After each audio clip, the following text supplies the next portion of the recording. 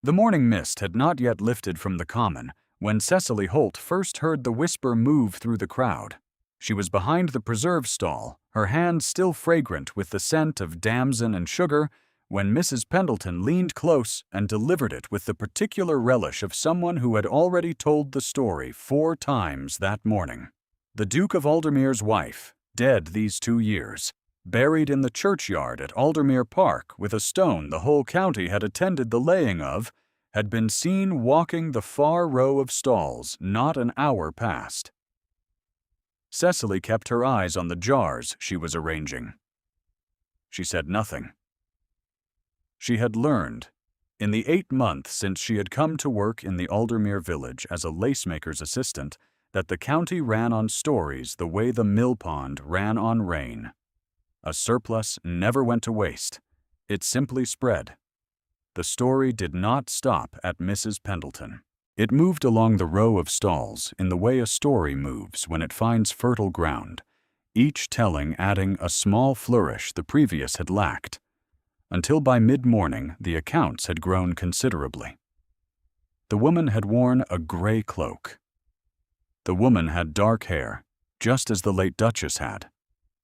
The woman had been seen to turn at the sound of a footstep and then step quickly between the carts and vanish, as no ordinary fairgoer would vanish. Cecily smoothed the cloth over the stall table and tried not to think about the man she had watched arrive at the edge of the fairground, not 20 minutes past, mounted on a bay horse, still as carved stone above the noise and the color. Nicholas Vane, the Duke of Aldermere, had come to the harvest fair.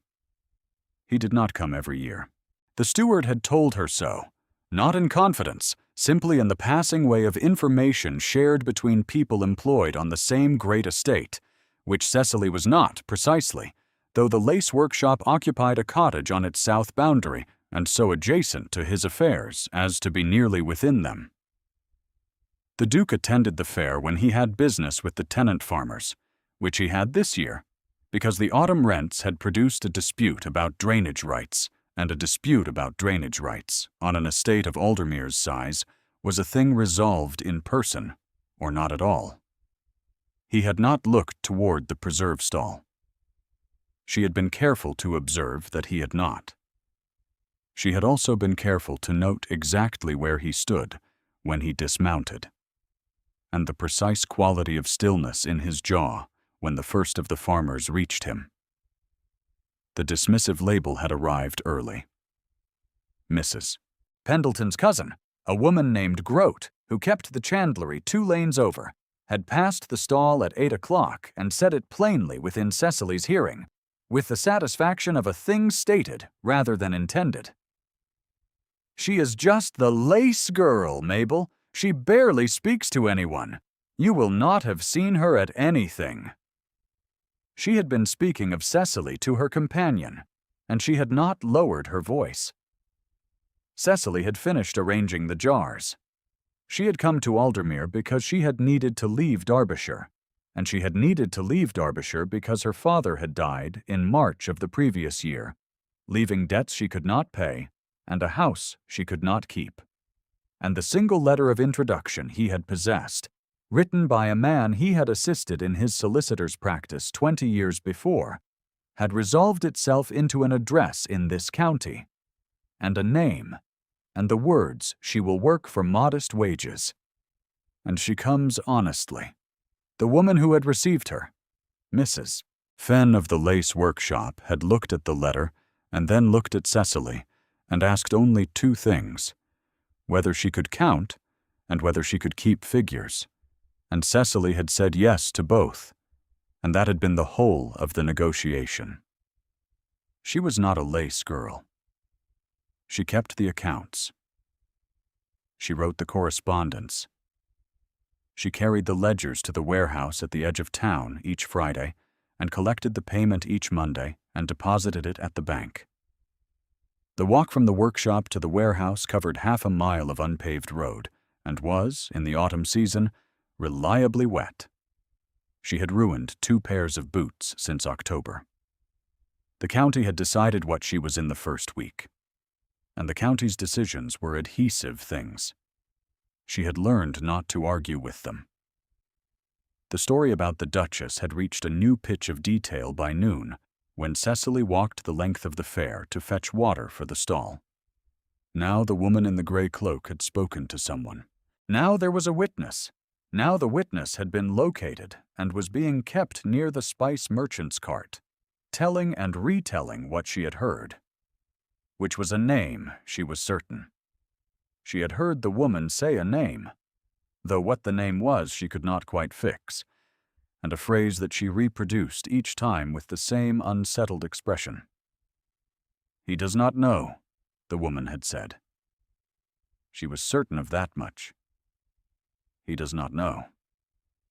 Cecily filled the pitcher and walked back slowly. She did not believe in ghosts. She had buried her father herself, in the practical and specific sense, because there had been no one else to manage the arrangements and no money to pay for anyone's management of them. She knew what death looked like when it had finished. It did not look like a woman in a gray cloak moving between carts at a harvest fair. What she did not yet know was that the story was true. She found this out at 2 o'clock in the afternoon, when the Duke of Aldermere crossed the common in long, deliberate strides and stopped at the preserve stall. He was not looking at the preserves. She had seen him close on only one previous occasion, which had been a morning in July when he had come to the lace workshop on estate business, and she had been the only person present, Mrs. Fenn being at the warehouse. He had asked his question, and she had answered it, and he had said, with the tone of a man identifying a new variable in an established system, that he understood she was not Mrs. Fenn, and would she state her name and position. She had told him. He had said nothing else, only looked at her for a moment with gray eyes the color of winter water, and then left. She had thought about that look for 3 days, without being able to determine what it had contained.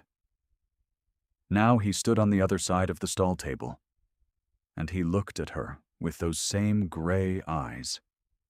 He said, without preamble, that she had heard the rumor. It was not a question. She said she had heard several versions of it, and that they differed in their details. He said the essential fact did not differ, and then paused. His late wife had had a sister, an illegitimate half-sister, younger, whom the Duchess had known of and he had not, until this morning. Cecily set down the cloth she had been holding. He said the woman existed. She bore a sufficient resemblance. The matter was, as she might imagine, of some consequence. She said she imagined it would be. He looked at her for a moment longer than the exchange required. Then he said he had been told she kept figures. She said she did. He said the estate solicitor was in London for another fortnight. He had documents that required a competent reader and a quiet room. He said it the way he said most things, which was flatly and without the register of either request or command, except that it functioned as a command. He would send word tomorrow. She said as he wished. He nodded once and left. Her hands, when she looked at them, were perfectly steady. This surprised her. The rest of her, below the surface of her composure, was doing something else entirely. If you have stayed this long with the story, stay a little longer. What comes next is where it changes. The documents arrived the following morning, carried by the Aldermere footman in a sealed case, along with a note in the Duke's own hand that gave the address of the estate office, the time she should present herself, and nothing else. No pleasantry, no explanation. She had expected neither. The estate office was in the east wing of the great house, a room lined with shelves of bound ledgers and smelling of ink and cold stone, and the faint wax of a fire recently lit. The Duke was already there when she arrived, standing at the window, his back to the door. He turned when she entered, and indicated the table where the documents had been laid out. She sat down and looked at them. They were not simple documents. The top layer was a series of letters, 8 in total, written in a hand she did not recognize, addressed to the late Duchess and postmarked across a span of 4 years. Below these was a solicitor's record, apparently private rather than official, in which a transaction had been noted in plain, careful script. A settlement of £200 paid from the estate of one Mr. Gerald Carew to a woman named Ellen Carew, on the occasion of her marriage to a man named Holt. Cecily read this sentence twice. Then she read it a third time. She said very carefully that she wished to ask him about a name. He turned from the window. She indicated the line with one finger, not touching the page. The name in the transaction record. The recipient. He came to the table and looked at where she pointed. Ellen Carew, he said. His late wife's father's natural daughter, as near as they could determine, married to a man named Holt in. He stopped. He looked at the date. Then he looked at Cecily. She said her mother's name had been Ellen. Her father's name had been Holt. She heard her own voice from a slight distance and kept it even with some effort. He had died last year in Derbyshire. He had had a letter of introduction from a man who had assisted him in his solicitor's practice, a man whose name she had never thought to connect to any of this until this moment. She stopped. She said she had not known any of it. The room was very quiet. The fire had settled into a low, steady sound. He said nothing for a long moment. Then he said, his voice level and without inflection, that she was, in that case, her late wife's half-sister's only child. She said it appeared so. He said the estate solicitor had not yet administered the late Duchess's personal estate, because the existence of a legitimate heir had been thought to be impossible. He moved to the shelf and drew down a bound record, opened it to a marked page, and turned it toward her. His late wife had left instructions with her personal solicitor, separate from the estate entail, that in the event of her death, should any heir of her half-sister's line be found living, that line was to receive £4,200. Cecily looked at the figure for a long time. She had come to Aldermere because she had needed to leave Derbyshire. She had needed to leave Derbyshire because her father had left debts she could not pay. The amount required to settle those debts, to recover the house, to restore the small remnant of the life he had built, was £3,800. She said she had not come here knowing this. He said he knew that. She said she wanted to be certain he believed it. He looked at her across the table, and the look lasted long enough that she felt it in the specific way she had learned to feel his attention over the preceding months, which was as a pressure of unusual quality, neither comfortable nor entirely unwelcome, the way one feels a change in the weather before the clouds arrive. He said, "Miss Holt." He said he had watched her carry ledgers through the rain. He had watched her correct the warehouseman's accounting in a voice that did not rise. He knew what a person who was managing a deception looked like, and he knew what a person who was managing quietly looked like, and they were not the same. She said nothing. He said she might sit with the documents as long as she required. He would have the solicitor notified in London. He did not leave the room. He went back to the window. She understood, after a moment, that she was not required to leave either.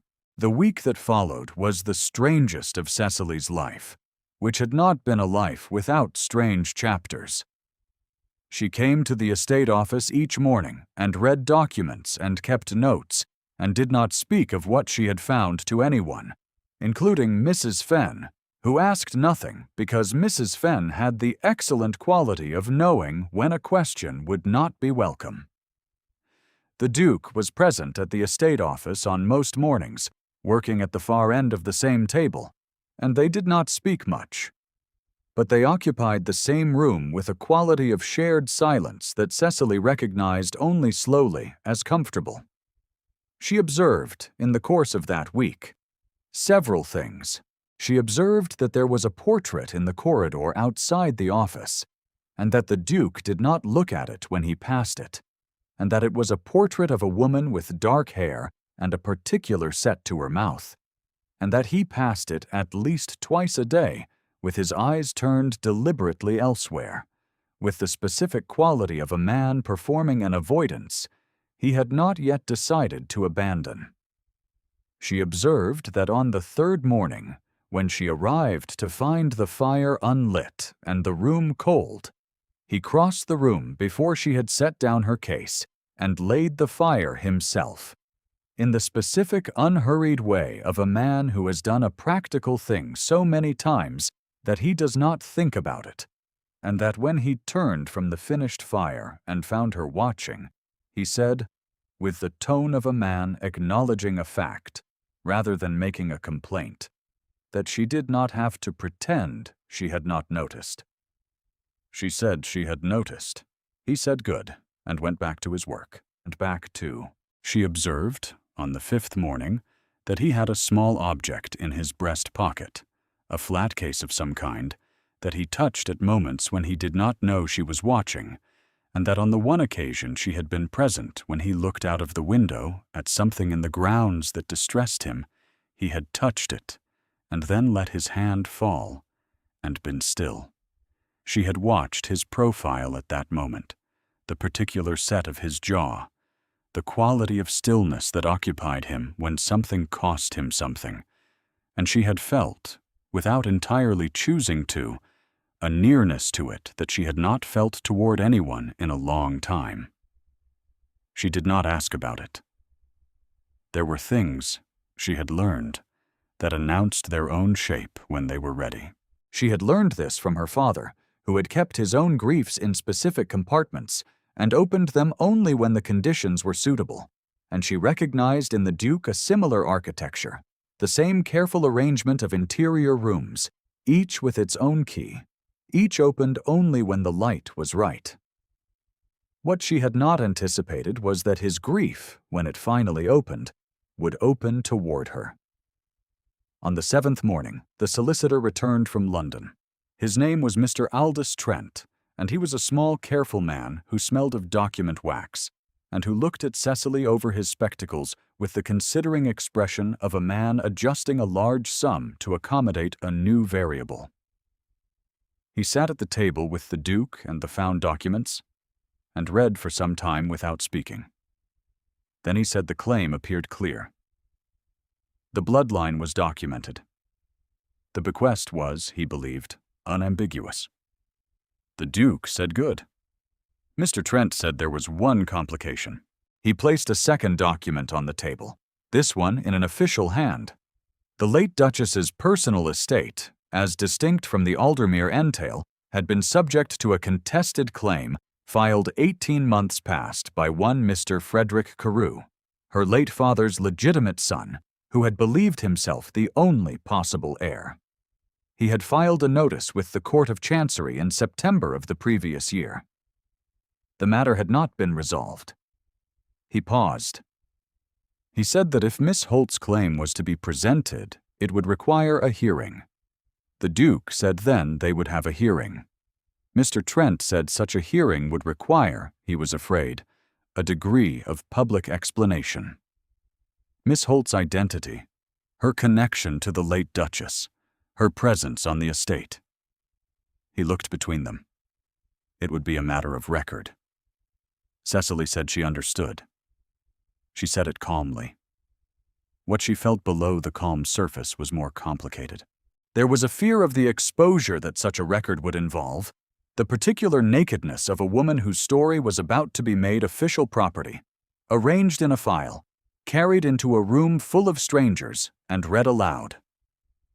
There was nothing shameful in the story. There was, nevertheless, something frightening about becoming legible to rooms she could not see, to eyes that would arrange what they read into whatever shape was most convenient for them. The Duke looked at her. He said quietly that Mr. Trent might give them a moment. Mr. Trent gathered his papers and withdrew with the discretion of a man who had seen many meetings he was not meant to witness. The Duke stood. He went to the window, which was his habit, and he stood with his back to her for a moment. and then he turned. He said she appeared afraid of what the hearing would expose. She said she was not afraid of the truth. She was afraid of what people would make of it, that she had come here unknowing and found this, that a woman with debts and a dead father and a borrowed coat had arrived in the county and turned out to be related to the late Duchess. She heard how it sounded when she said it, and told him she knew how it sounded. He said it sounded like a fact. He said it flatly, the way he said most things, except this sentence had a quality beneath the flatness that she had not heard before. Facts did not require a particular arrangement to be true. They required only that they be stated. She looked at him. He said he had watched her for 8 months. He stopped. Then he said it again, differently, with the particular emphasis of a man choosing to be precise rather than safe. He had watched her for 8 months, and he knew the difference between a woman who had come to take something and a woman who had come to survive. He had watched his wife survive for 7 years in a house that had not deserved her, and he knew what surviving looked like when someone was doing it with grace. The room was very quiet. She said, carefully, that he spoke of her often. He said he spoke of her rarely. He moved his hand, briefly, toward the flat case in his breast pocket, and then let the hand fall. She was present, regardless. Cecily said she knew. She hesitated. She had seen him pass the portrait. He was still. She said she was not asking him to stop. She was not asking for anything at all. She looked down at the ledger in front of her, the careful columns of figures she had been keeping. She only wanted him to know that she had seen it, and that she did not think it required explanation. He said nothing for a long time. Then he said, with the simplicity of a sentence offered rather than performed, that his wife would have liked her. It was such a quiet statement, so plainly offered, that Cecily felt it behind her sternum, the specific ache of receiving something she had not expected and did not know how to hold without it changing the shape of her. She said she hoped so. He said his wife had had a quality of honesty that made most rooms uncomfortable. She had said what she saw, without apology and without cruelty, which was rarer than people supposed. He looked at the window.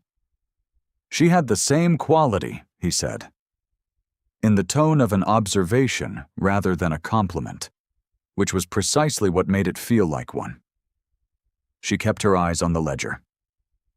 She asked what had happened to her. He said she had been ill for 2 years, in the precise way of a man who has practiced the sentence until it carries the minimum weight possible. She had not recovered. He had been at the house, at the end. He had been present. He said it with a faint emphasis, as though its meaning had required a specific defense against an unspoken accusation. She had died in the night, while he was sleeping in the chair outside her room, and he had spent 2 years constructing an argument about what that meant. Cecily said he had been there. He said he had been there. She said then the argument was already settled. He looked at her. She said, a person who dies in the night, with their husband asleep on the other side of the door, is a person who died with someone present. The sleeping is not the absence. The presence is the presence. The fire made its small sound. He said nothing.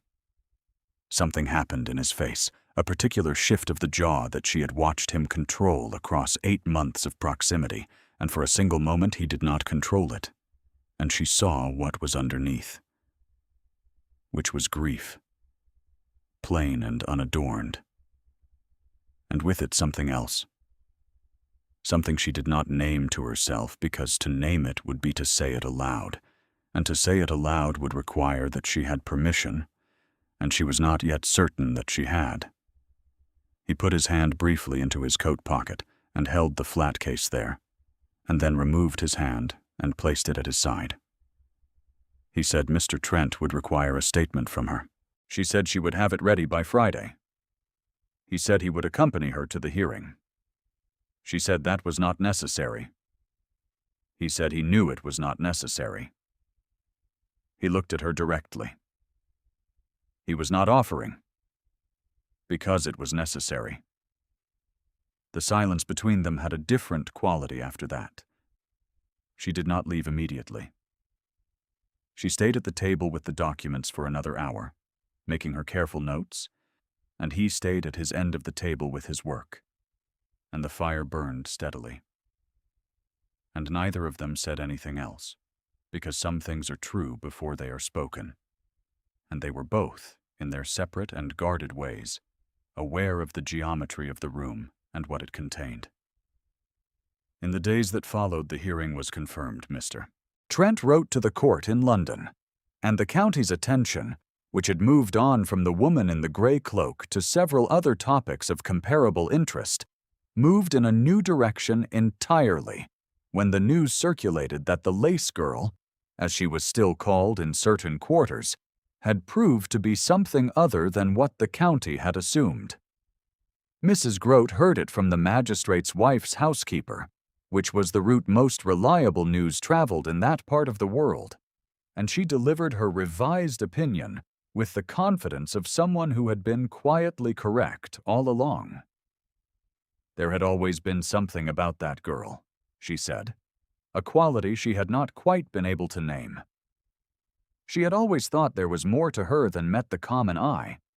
The woman who had heard this and reported it to Cecily was Mrs. Fenn, who had it from the solicitor's clerk, and who told it with the dry, quiet amusement of someone finding the irony nourishing.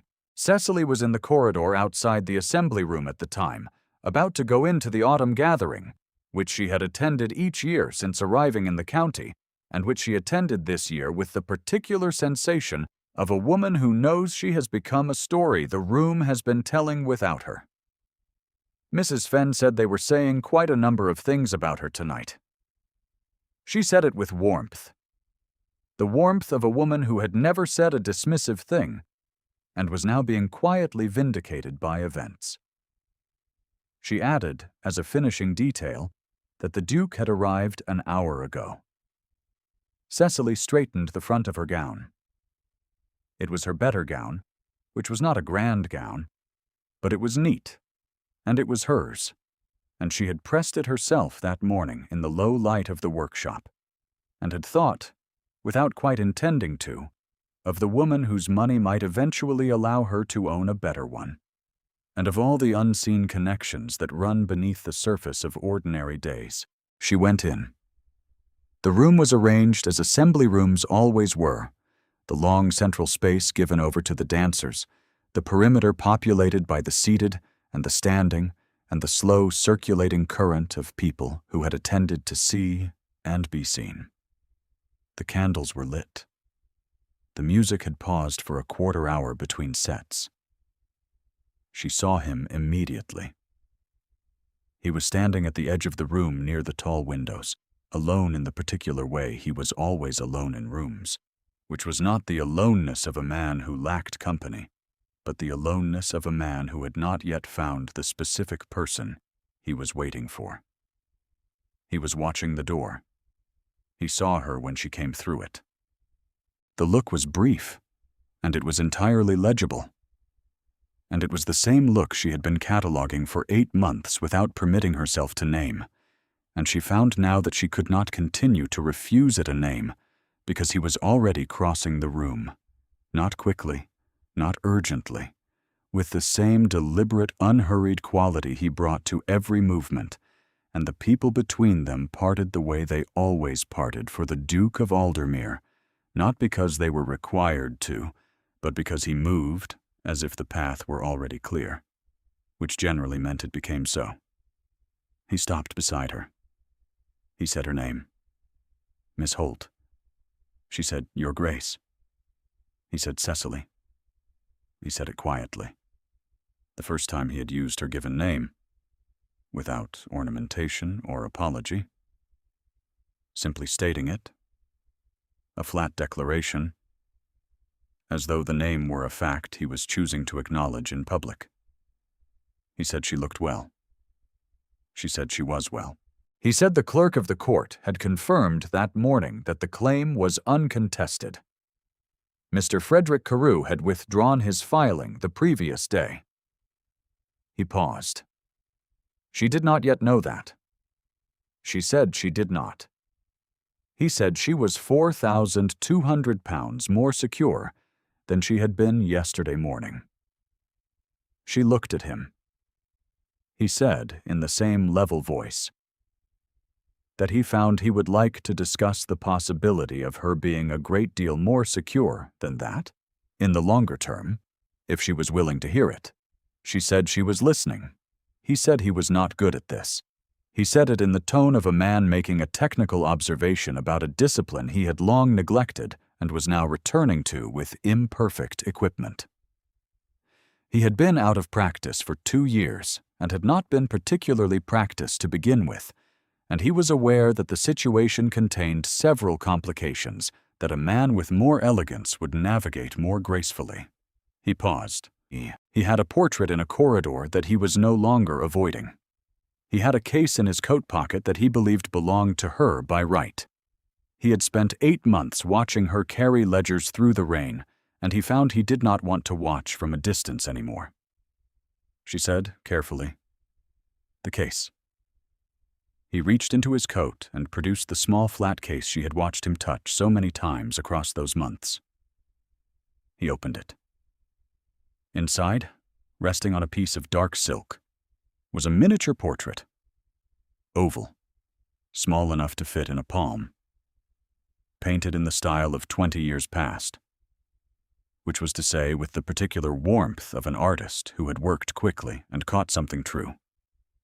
The face in the miniature had dark hair and a particular set to the mouth and eyes of a specific gray-blue color that Cecily recognized because she saw them in the glass each morning. She said that was her.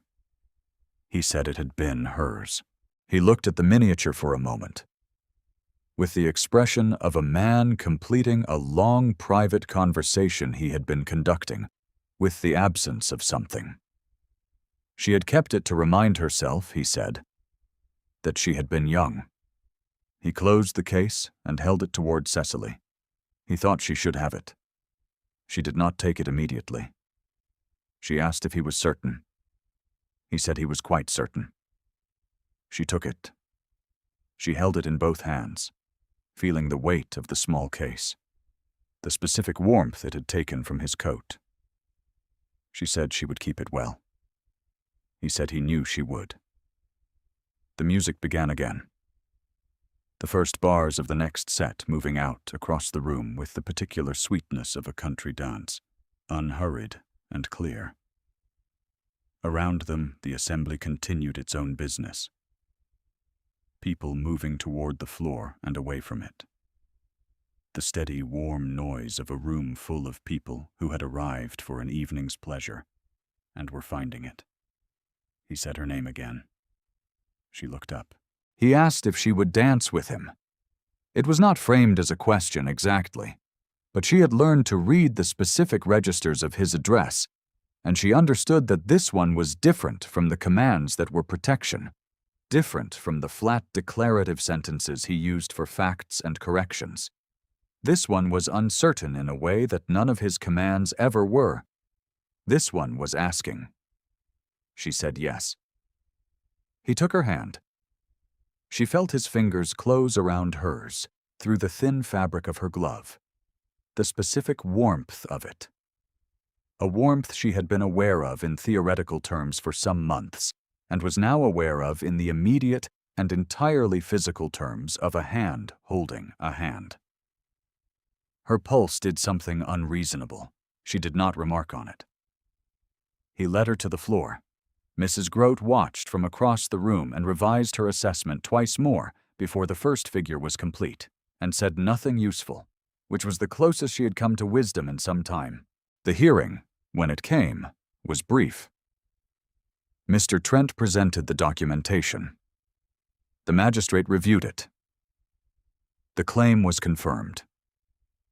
The sum was directed to Cecily's account, duly established for the purpose, and the record entered into the court's files with the efficiency of a thing that had always been inevitable and was only now being acknowledged. The Duke of Aldermere was present throughout, seated to her left, saying nothing because nothing was required of him, and because he was not, she had long since observed, a man who spoke when silence served better. He had said what he intended to say at the assembly, and she had said what she intended to say in return. And between them, since that evening, there had been an understanding of the kind that does not require repeated articulation, only the daily evidence of its practice, the walk along the south boundary of the estate in the early morning, the shared fire in the estate office, the ledgers open between them, and neither of them in any hurry to close them. The first time he had knocked at the workshop door and been admitted not in his capacity as the landlord of the adjacent property, but simply as a man who had come because he wanted to. She had noted, sometime in that interval, that he no longer turned away from the portrait in the corridor. He still did not linger before it. He simply passed it without the deliberate avoidance, which was, she thought, a different thing entirely.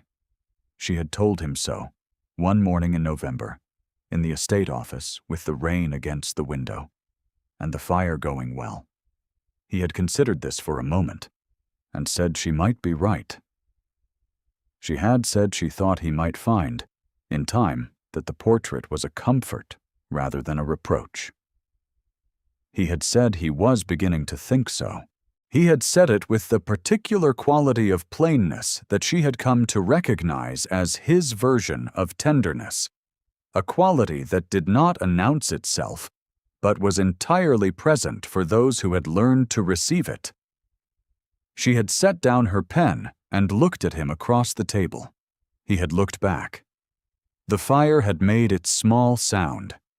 By Christmas, the lace workshop had a new manager, a capable woman from the village who had been wanting the position for 2 years, and Cecily had removed her few belongings from her small room above the workroom and carried them along the south path in the gray December light to the house where a fire had been laid and a place set at the table and a small miniature propped against the candlestick on the mantel where the light would catch it in the mornings. She set down her case at the door and stood for a moment in the entrance, looking at what lay before her. The room was warm. The fire was the fire she had looked at across a table for months. The same fire she had learned to read as a variable in a weather system that included his presence. The way the color of the coals changed when he had been sitting by it for some time.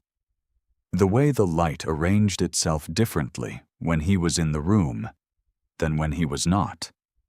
She had thought, when she first noticed this, that it was a kind of accounting error, a miscalculation she would correct with time and practice.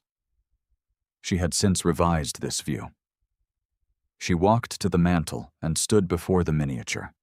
The face in the small case looked back at her with the same gray-blue eyes she carried in her own face, the same dark hair, and a quality about the mouth that suggested the woman had spent a good deal of her life finding the world inexact and had made her peace with this.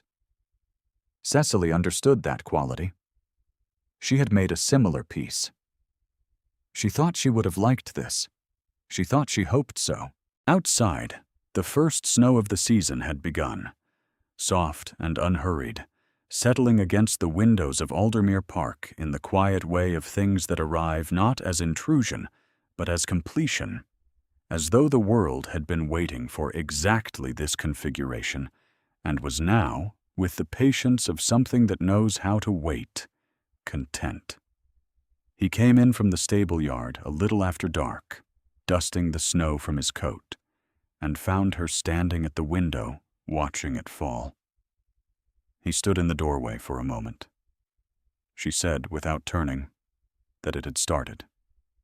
He said yes.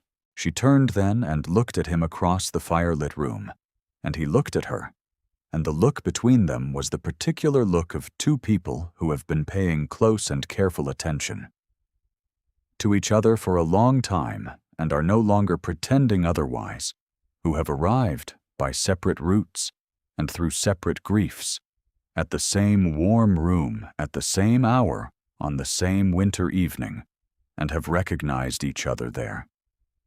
She held the miniature in her hand. He crossed the room and stood beside her at the window, close enough that she was aware of the warmth of him in the way she had learned to be aware of it, the particular quality of presence that had no rational accounting and no name she was willing to give it yet, except that it was not absence, and it was not distance, and it was here. They watched the snow together, the two of them, while it settled in the dark over Aldermere Park, over the churchyard and its stone, over the south path and the empty workshop and the fairground that was bare now until spring, over all the ordinary ground that had been the site of so much that had not been ordinary at all. The miniature rested, after a time, against the mantel where the candle burned. The snow came on. The room held them both. Thank you for staying until the end. If this story moved you, leave a word below. There are others waiting, and they are glad of the company.